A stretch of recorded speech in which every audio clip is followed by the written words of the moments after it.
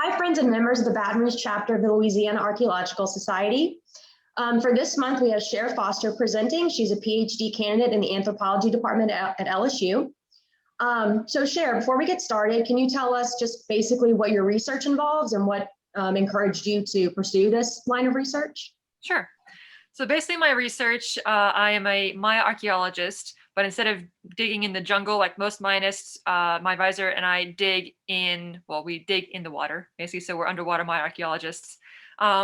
Where we dig, it's a little special. It's preserved under mangrove peat, so we have wooden architecture.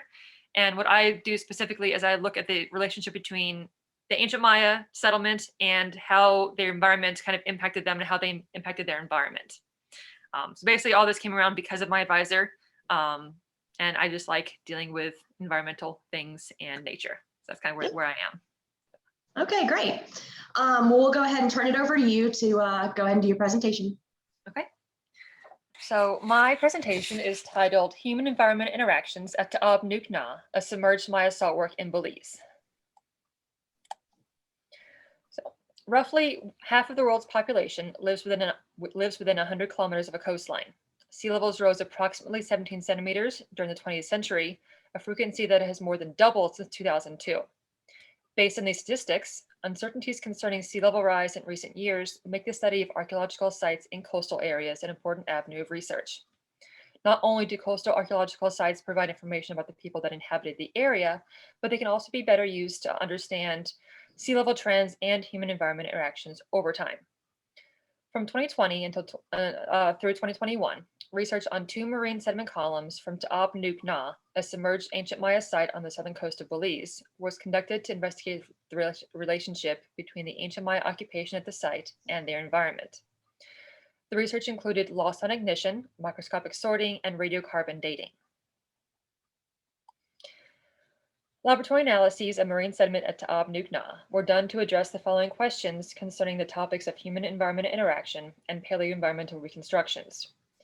What can the marine sediment at Ta'ab Nuke Na reveal about the complex interplay between cultural and environmental factors and culture change at the site? Specifically, what is the time frame for sea level rise at the site, and did sea level rise affect the ancient Maya occupation at the site? So here you can kind of see on the map, the purple and green stars are the areas I'm going to be talking about specifically. And the rest of the site is here as well. The line here is the line of Palmetto Palm Post, which I'll reference a little bit later. So for those of you who aren't familiar with ancient Maya, I'm going to do a little bit of a background for you. The ancient Maya civilization is separated into several distinct time periods: the Paleo-Indian and Archaic, the pre-Classic, Classic, and post-Classic. The Paleo-Indian period began roughly around 9500 BCE, or before Common Era, when the earliest inhabitants in the area began hunting large Ice Age animals with stone tools. The Archaic period starts when the Ice Age animals became extinct and smaller game such as deer and rabbits were hunted. The Archaic period ends when the first pottery is used in the ancient Maya area. The Preclassic period begins approximately 1800 BCE, which is known as the early Preclassic, in the Pacific coast of Guatemala, and approximately 1000 BCE, known as the Middle Preclassic, in the southern Maya lowlands. And on this map, you can see the different areas, the northern, southern, and highlands. Architecture during the Preclassic period mainly consisted of pole and thatch buildings on earthen platforms and small villages. The late Preclassic, 300 BCE to 300 CE, or Common Era, saw the rise of cultural complexity, exemplified by the construction of stone temples and the organization of labor by an emerging ruling class.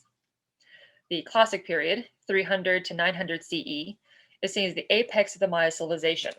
During the Classic period, the Maya created stone stelae and monuments with dates in the Maya long count in front of palaces and temples. These monuments were meant for public viewing and contained information on a ruler's life, such as the birth, marriage, accession to the throne, conquest, and death. The cultural complexity that began in the late Preclassic period continued during the Classic period, with a hierarchical social structure, erection of ball courts, new systems of agriculture, and an extensive trade network that moved natural and crafted goods throughout the Maya area using sock bays, which are roads, basically, and marine transport. The post-Classic period, 900 to 1500 CE, is marked by the decline of the classic period of affluence in the southern Maya lowlands. Most of the major cities in the southern Maya lowlands were abandoned by 900 CE. The exact cause of this collapse is uncertain, but a combination of overpopulation, warfare, and ecological disasters is the leading theory. An increase in settlement in eastern Belize and in the northern Maya lowlands seems to indicate an exodus from the southern Maya lowland area. Getting a little bit more specific, the Paynes Creek Salt Works are comprised of 110 known sites located in the Punta Cacos Lagoon in Paynes Creek National Park, Belize. The little red arrow here is pointing to the general area down here. The ancient Maya utilized this area for salt production from the Classic period through to the post-Classic period, as the lagoon has hypersaline water from solar evaporation during the 4-month dry season. The Maya salt workers collected the brine, enriching it by straining it through salt-saturated soil or by letting it evaporate in salt pans, and then boiled it using specialized ceramics called briquetage, which you can kind of see here. I'll refer to this a little bit later. These are spacers, sockets, and cylinders here. The Maya traded salt to other coastal sites as well as to the interior of the Maya area to sites such as Lubantoon and Ushbenka. The Paynes Creek Salt Works and other coastal areas continued to thrive and even experience a fluorescence after the abandonment of the inland sites, such as Nimli Planit and Pulsialha in the Classic period. After the Paynes Creek Salt Works were eventually abandoned in the post-Classic period, sea levels rose, flooding the sites and preserving the wooden architecture and artifacts in red mangrove or Rhizophora mangle peat below the seafloor. Red mangrove peat is a proxy for sea level rise. As red mangroves grow upward to keep their leaves above water under conditions of rising seas, sediment and other debris are trapped in the prop roots, creating peat. So you can kind of see here where they can, drop debris in the water and it just kind of builds up. And then here, each of these little red flags is a wooden post that has been found underwater, indicating building structures. The briquetage, which I mentioned earlier, used to make salt, falls within one of 4 categories of ceramics: Punta Cacos unslipped, or PY unslipped, mangrove unslipped, Wari red, and Belize red. All of these are found in the Paynes Creek Salt Works and based on the type variety classification of ceramics that most Mayanists use. The PY unslipped type contains all the jars, bowls, vessel supports, which are the sockets and cylinders, and vessel spacers used in salt making. Ethnographic analogy was used to interpret the ceramics as salt-making artifacts and the sites as salt works in general. Other artifacts found in the Paynes Creek Salt Works include stone tools such as chert, obsidian, jadeite, figurines, and ocarinas. And ocarinas are basically just whistles or music makers. Most significant, however, is the presence of preserved wooden posts in the mangrove peat. These wooden posts are the remnants of the ancient Maya salt kitchens and serve as the nucleus of much of the past and current research in the Paynes Creek Salt Works. And here you can kind of see where the ancient Maya would chisel off the end to make it pointed to be able to stick that into the ground. So the sediment cores have been useful in reconstructing past environments in the Maya area. For inland areas, lakes, aguadas, which are watering holes, bajos or seasonal swamps, and cenotes, which are sinkholes, have all been cored. For coastal areas, both marine and mangrove sediment cores are taken. Mangrove cores can provide information on sedimentation rates, vegetation variation, sea level rise, and marine and coastal landscapes. Sea level rise studies within the coastal Maya region focuses on the combination of mangroves and radiocarbon dated archaeological deposits. 10 inundated sites within the Port Honduras region in Belize were studied to investigate the relationship between sea level rise and settlement and the factors affecting this relationship. 3 models of human-environment interaction, which are site abandonment and marine transgression, site abandonment and marine accumulation, and continued settlement with anthropogenic soil buildup, revealed that both cultural and environmental factors played a part in the abandonment of the sites in Port Honduras. To test these models, Dr. Heather McKillop of LSU used dated archaeological deposits located below modern sea level, the position and abundance of mangrove peat accumulation, and plant remains found within archaeological deposits.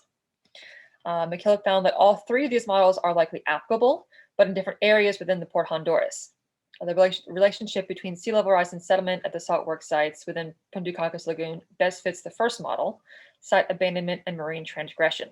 The sites were abandoned due to cultural reasons and were subsequently flooded due to environmental factors. Site abandonment and marine accumulation, the second model, best fits the site of Pelican Key. Environmental factors such as sea level rise bury the classic period site in mangrove peat. Whether the site was abandoned due to the sea level rise or cultural factors is still unknown.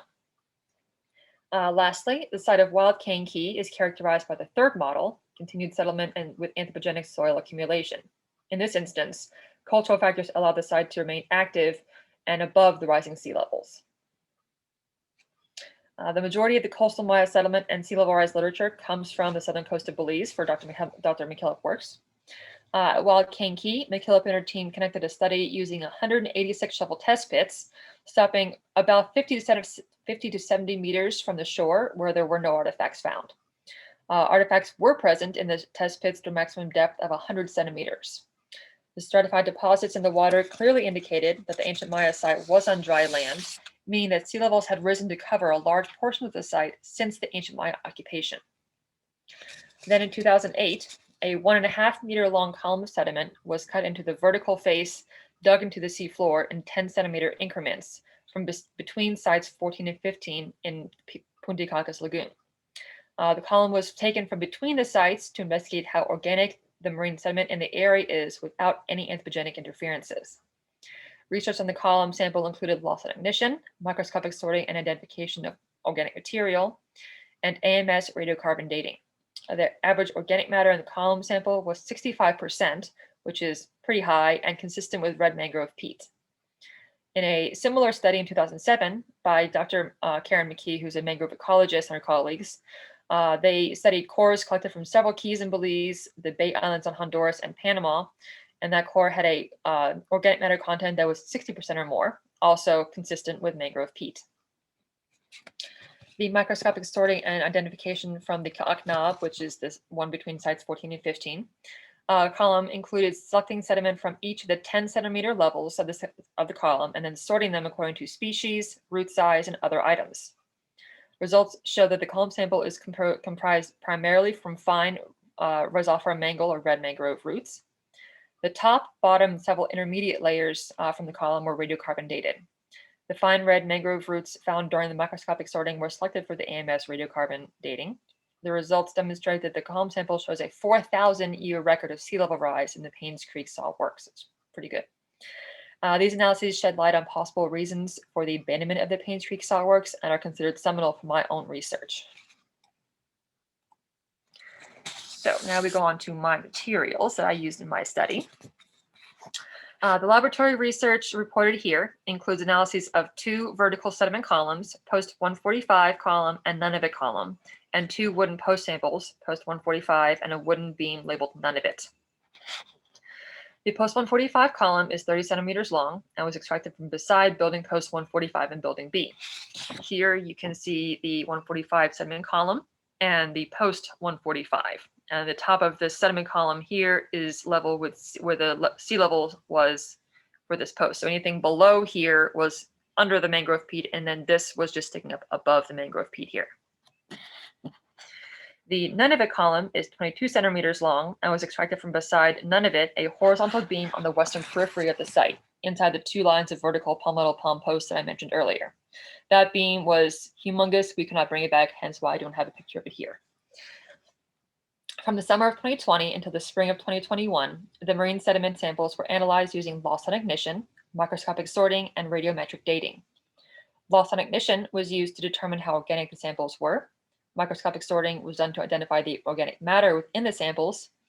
An accelerated mass spectrometer, or AMS dating, was done on the fine red mangrove roots and the wooden post samples to provide absolute dates for environmental and cultural activities. The fine red mangrove roots provided the environmental dates, while the wooden post provided the cultural dates. So for loss on ignition, I took a rounded teaspoon of sediment from each of the column samples, like the 2 centimeters from each of the column samples, placed the samples into individual labeled tinfoil trays, and dried them in an oven at 60 degrees centigrade for 24 hours. After the 24-hour period, the samples were removed and ground using a mortar and pestle until the samples could pass through a number 25 geologic sieve. Ground samples were then placed in ceramic crucibles, and the crucibles and the samples were both weighed before being placed in a muffle furnace at 105 degrees centigrade for 4 hours. Samples were taken out and weighed again before being placed in desiccator overnight to preserve the dried samples. The next morning, the samples were weighed before being placed in the muffle furnace and burned for 8 hours at 600 degrees centigrade. After this last burning, the samples were weighed a final time and placed in the desiccator overnight. The loss time ignition numbers were put into a spreadsheet with a formula to calculate the organic percentage. Due to safety precautions because of the high burning rate, another graduate student who happened to graduate with his master's, congratulations, and I worked together as a buddy system while doing the loss time ignition process. It took us over 140 hours to successfully test all of our samples. He was doing his master's research. I was doing this pilot study for my dissertation research. The results of this portion of my research will reveal the organic percentage of the marine sediment.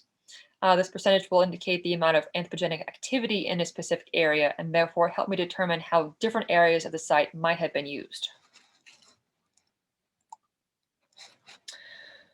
Because we had to be in the room while the muffle furnace was burning, we took advantage of the time to go ahead and sort our sediment. To do this, we took separate rounded teaspoons of sediment from each of the same levels as we did the loss time ignition, and placed them in a number 25 geologic sieve. The samples were rinsed and transferred from the sieve to a petri dish filled with water. We labeled 7 glass vials with one of the following: either fine roots, coarse roots, wood, charcoal, quartz, leaves, or pottery. Vials for botanical or rock were added as necessary. A microscope was used to view the sediment samples in the petri dish, and we used needle nose tweezers to pick up individual materials from the dish and place them in the respective vial. After the fine roots were sorted, the roots in their glass vials were dried in a drying oven at 50 degrees centigrade for approximately 8 hours. The roots were then placed back in the vials to be kept for future analyses or to be prepared for AMS dating.